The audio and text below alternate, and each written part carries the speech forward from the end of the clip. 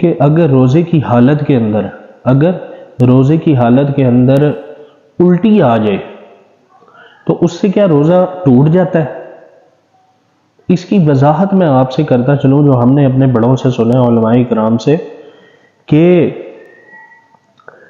روزہ جو ہے الٹی آنے سے اس موقع کے اوپر ٹوٹتا ہے کہ ایک تو بندہ خود انگلی مار کے جان بوجھ کے الٹی کرے، جان بوجھ کے، اور دوسرا اس سے روزہ ٹوٹ جائے گا. ٹھیک ہے جی، جو بندہ خود انگلی مار کے الٹی کرنے کی کوشش کرے گا اس سے روزہ، الٹی اس کو اتنی آ جائے گی منہ بھر کے، تو اس سے روزہ اس کا ٹوٹ جائے گا.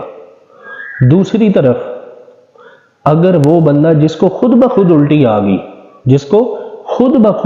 آ گئی تو اس نے کیا کیا، اس نے اس الٹی کو باہر پھینکنے کے بجائے اس الٹی کو وہ جو بھی تھا اندر غبار اس کو اندر لے گیا، واپس گلے کے اندر واپس اتار لیا، تو اس حالت میں بھی روزہ جو ہے وہ جاتا رہے گا، باقی نہ رہے گا.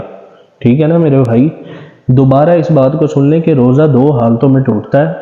پہلی حالت کیا ہے الٹی کی، کہ وہ بندہ جو خود انگلی مار کے گلے کے اندر جان بوجھ کے الٹی کرنے کی کوشش کرے اس کا روزہ ٹوٹ جائے گا. اور دوسرا وہ انسان